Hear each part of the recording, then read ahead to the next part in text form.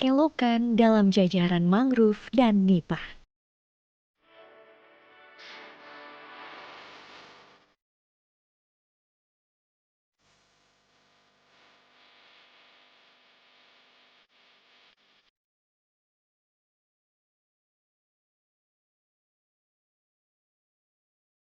Menyelami gua bawah laut.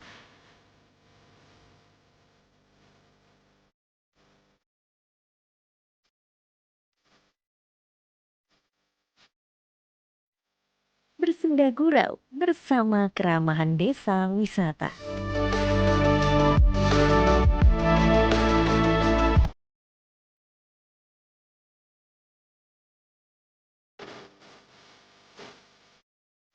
Bersama Minati Rohanta.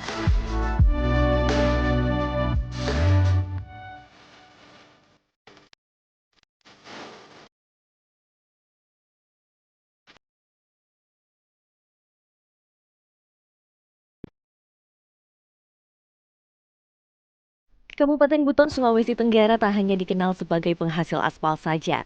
Daya tarik wisatanya pun tak kalah memukau. Dimulai dari sejarah. Pulau ini memiliki benteng keraton Buton dari masa Kesultanan terdahulu. Dari titik saya berada ini, travelers akan merasakan pesona matahari terbit yang menghangatkan. Serta dapat melihat pemandangan kota hingga selat pulau antara Buton dengan Muna. Dengan luas 23,3 hektar, inilah benteng terluas di dunia dan mendapatkan penghargaan di Indonesia ataupun di dunia pada tahun 2006. Benteng ini terbuat dari batu kapur loh, travelers. Berada di kota Bau-Bau, benteng ini memiliki tinggi 2 hingga 8 meter dengan 12 pintu gerbang dan 16 emplasemen meriam. Tak jauh dari gerbang utama, saya bertemu dengan pemandu wisata untuk mengetahui sejarah lebih dalam lagi. Halo Mbak. Halo Ibu. Oh, dari mana ini? Saya dari Jakarta. Ini lagi lihat-lihat benteng keraton ini. Oh iya, kami sini kalau belum pernah pegang satu situs namanya Batu Olio, dia belum dianggap sah sampai Tanah Buton. Oh, berarti saya harus pegang dulu. Iya dong. Oke, di mana lokasinya Ibu? Di Sebelah sana. Kita jalan ke depan ya. Oke.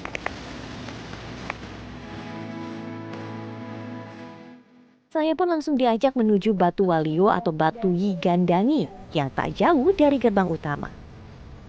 Silakan dipegang dulu. Iya, selamat datang Bu, saya ucapkan selamat datang di Pulau Buton Bu ya. Pulau Buton dulu, Pulau Buton ini ceritanya dia tuh seperti dia pulau yang tertutup sama Lautan. Ini sama lautan. Ya. Dan yang muncul duluan itu kan tidak ke permukaan laut seperti ini, batu ini. Batu ini dipercaya sebagai batu yang muncul di permukaan laut. Iya. Tepat di belakang batu tersebut terdapat makam Raja Buton ke-6 yang menjadi sultan pertama Kesultanan Buton.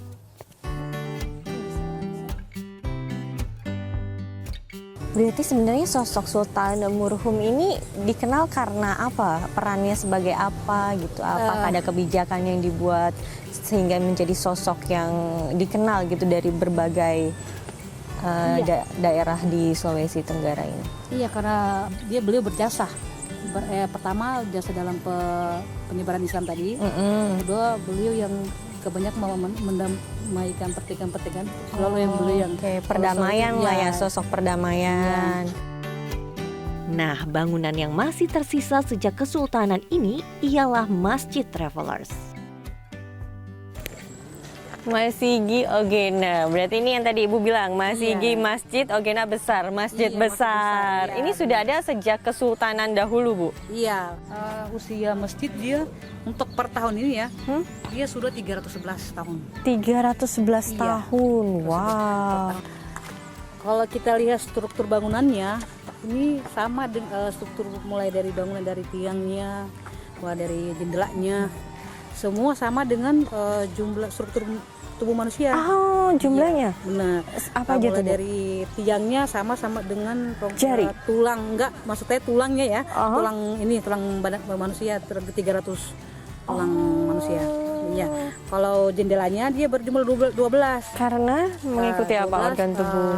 Filosofinya 12 lubang yang ada pada diri manusia. Iya. Sama juga dengan jumlah pintu gerbang yang ada di benteng. Ah iya Iya. betul. Tadi saya sempat ke benteng. Iya, Itu ada 12 pintu.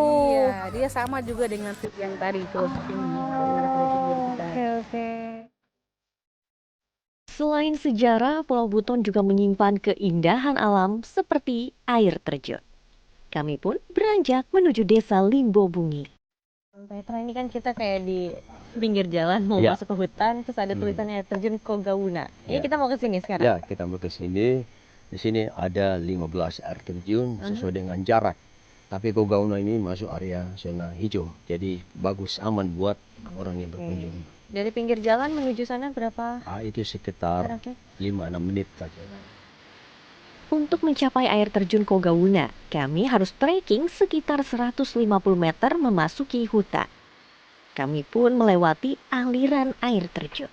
Namun saat ini debit air sangat kecil, sehingga aliran sangat sedikit.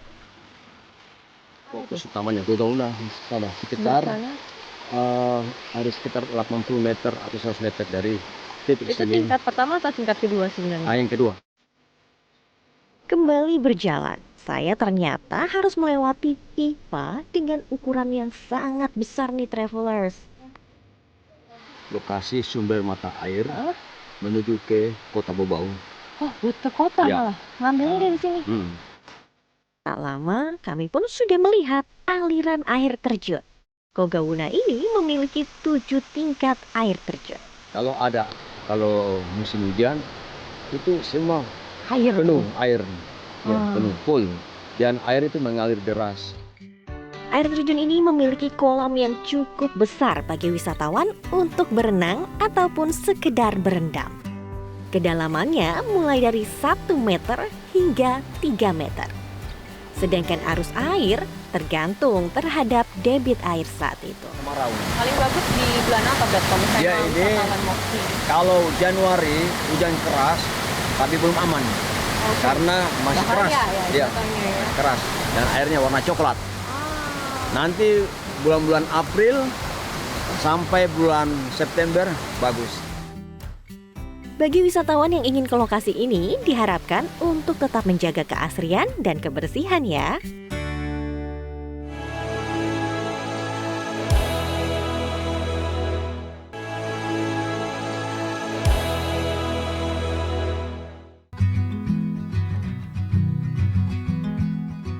Desa Waswemba di Kabupaten Buton, Sulawesi Tenggara memiliki potensi wisata yang berbeda. Desa wisata ini memiliki pantai pasir putih, perkebunan kelapa, dan keramahan warga. Salah satu wisata yang unik ialah akuarium alami, atau warga lokal menyebutnya dengan Ee Tobungku. Lokasinya berada di jembatan lingkar pinggir pantai Lohanduru.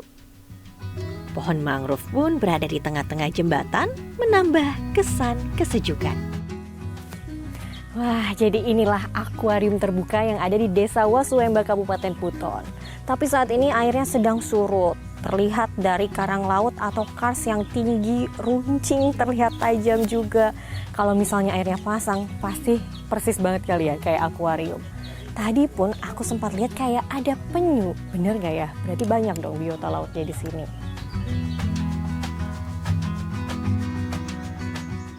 Wah, benar saja nih travelers. Ada penyu hijau loh di sini. Selain itu, di akuarium alami ini juga terdapat ikan purba yang sudah terus-menerus berkembang biak selama ratusan tahun. Warga lokal mengkeramatkan ikan tersebut agar tidak ditangkap dan tidak dikonsumsi. Dari akuarium alami ini, saya pun melanjutkan perjalanan ke perumahan warga.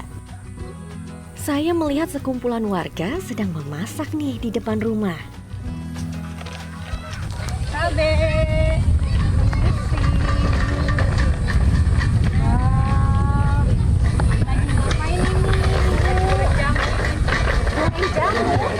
Jambu apa? Oh, jambu mete. Oh, ini kacang mete ya? Iya. Oh, gorengnya seperti manual ya? Manual. Tidak pakai bumbu apa-apa? Tidak, langsung alami. sekitar 15 menit. 15 sampai 20 menit. Tergantung apa api ya? Apinya kalau apinya bagus, apinya lebih bagus. Apinya langsung dari batu kelapa lagi ya? Iya. Dibakar. Agak keras ini. Tidak biasa. Iya. Ini. Nah, itu yang Saya coba ya. iya. Enak banget. Wah, ini fresh banget ya, fresh from the oven kalau kita bilang. Enak banget, enak banget. Gurih ya rasanya. Padahal tidak ada campuran apa-apa ya.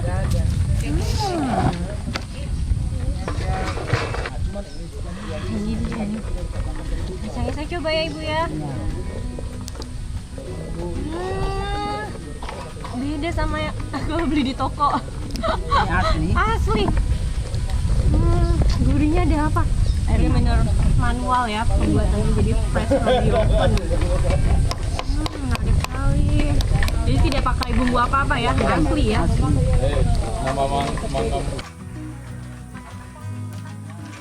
Kabupaten Buton merupakan salah satu daerah penghasil kacang mete di Indonesia.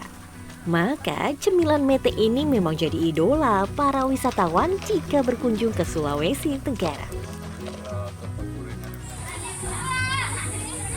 Kembali berjalan di sekitaran desa Wasuwemba.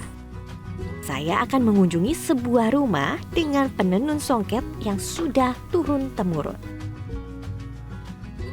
Saya kan melihat perbedaannya di sini ya Bu. Ini benangnya seperti mengkilap gitu warnanya. Itu oh, ini tapi benang baju. Bisa dicuci aman, tidak rusak. Aman, tidak akan rusak. Jangan Sikat. Oh, nah itu biasanya warna alami pakai apa Ibu? Pakai pohon atau pakai buah? Pohon nangka. mahoni. Mahoni. Ya, mahoni itu kan jadi coklat. Ada yang coklat, ada yang merah.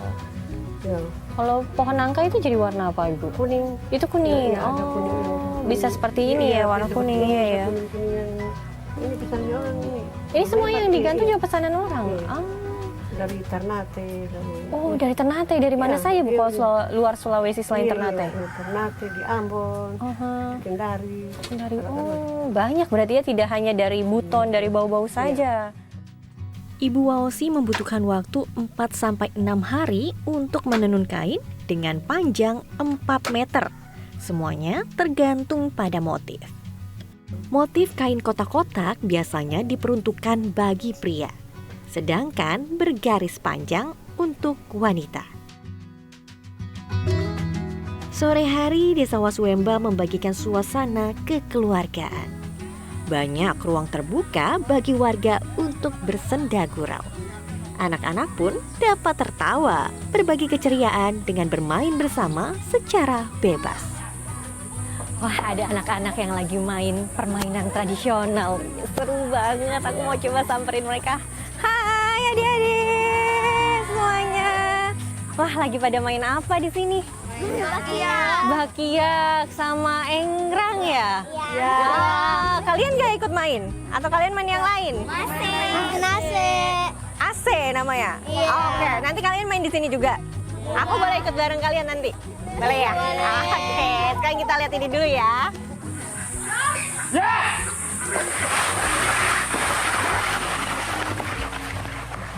Permainan tradisional ini banyak manfaatnya loh travelers, seperti bakiak yang melatih kekompakan, keseimbangan, kerjasama, dan kelincahan. Sedangkan egrang melatih motorik agar menyeimbangkan tubuh dengan fokus. Sedangkan bagi kami anak-anak perempuan akan bermain galasin. Ada 2 tim dalam permainan ini, yaitu penjaga dan penyerang. Anak-anak akan dilatih strategi, kecepatan, kekompakan, konsentrasi, serta kepemimpinan. Itulah potret desa wisata Wasuwemba yang membagikan keramahan dari orang tua hingga anak-anak.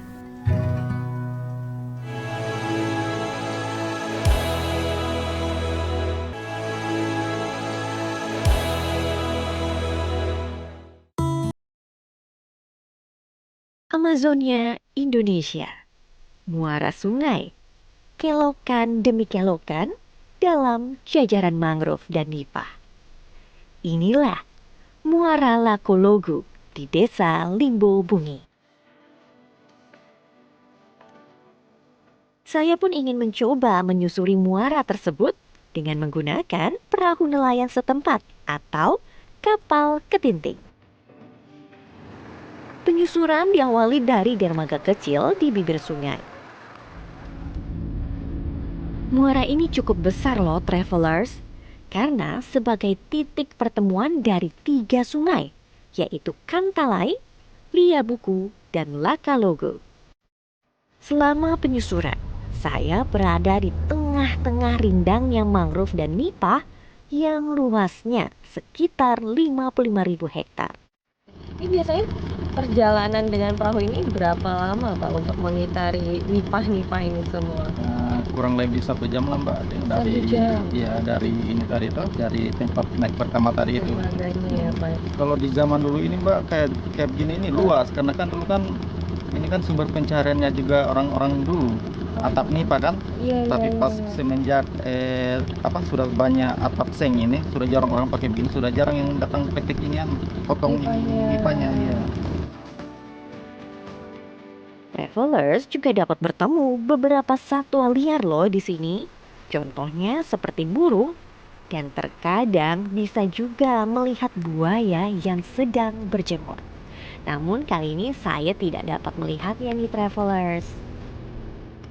Tak hanya itu saja, travelers pun dapat bertemu dengan warga setempat yang mencari kepiting di balik tanaman mangrove dan nipah. Pulau Buton menjadi surga bagi penyelam gua bawah laut. Bisa dibilang, di Butonlah satu-satunya titik lokasi gua penyelaman di Indonesia dengan jumlah yang banyak. Dari hasil pemetaan penyelaman gua yang tergabung dalam Rock and Roll Divers Buton, komunitas ini telah menyelam di 40 titik. Saya pun ingin mencoba pengalaman baru tersebut. Bersama Bang Sudiar, saya diajak ke Gua Moko. Gua Moko tipikal guanya ini dia patahan. Di patahan. Dia ada rekahan batu yang awalnya dulu ada di dalam tanah, belum runtuh. Lama-kelamaan ada sesuatu itu mungkin gempa atau apa runtuh. Untuk di cave diving itu sih sebenarnya ada beberapa level, ada beberapa tingkatan-tingkatan. Nah, level paling bawah itu paling awal itu adalah level penyelam gua di mana masih ada cahaya matahari masih nampak kita bisa lihat ya. Nah, untuk equipmentnya di cave area atau penyelam di level awal itu bisa pakai backmount. Di gua kalau kita diving sih ya minimal harus pakai helm atau pakai hoodie untuk mengamankan kepala. Senter itu kita gunakan hanya untuk melihat sesuatu atau senter ini menjadi alat komunikasi kita. Akses ke Gua Moko ini cukup dengan berjalan kaki saja. Mulut gua pun sudah terlihat. Persiapan kami lakukan di dalam air yang dangkal. Beberapa alat yang harus diperhatikan ialah penggunaan penutup kepala dan membawa senter. Bang Diar pun mengikatkan tali sebagai penanda jalur penyelaman. Kita sekarang mau coba penyelaman, nggak boleh kicking terlalu banyak karena partikelnya gampang naik ya debunya. Jadi airnya gampang keruh nanti. Yap. Oke, Mohon let's go. arahan dan bantuannya Bang Diar. Oke. Nah, di depan ya. Floating dulu aja, floating dulu sampai tengah situ baru kita turun. Kan kabuk.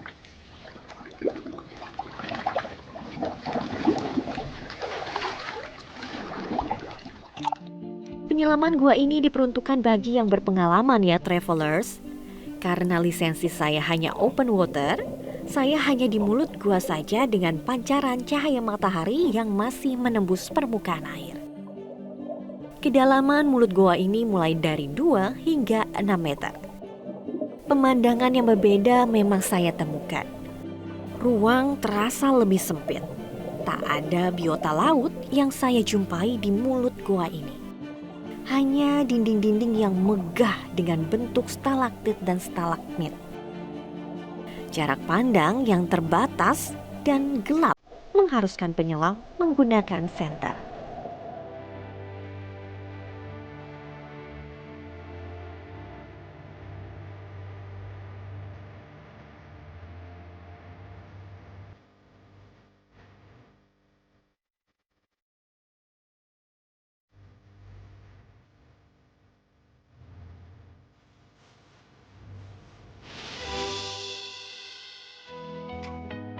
Selain untuk penyelaman, ternyata gua ini juga menjadi destinasi anak-anak warga setempat untuk sekedar berenang. Air payau, tak ada arus. Anak-anak pun dapat bebas melompat ke mulut gua yang cukup dalam ini.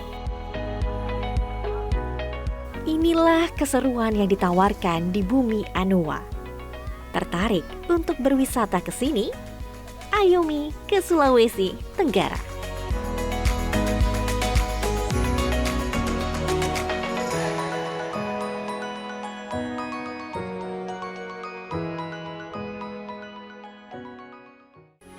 Metro TV.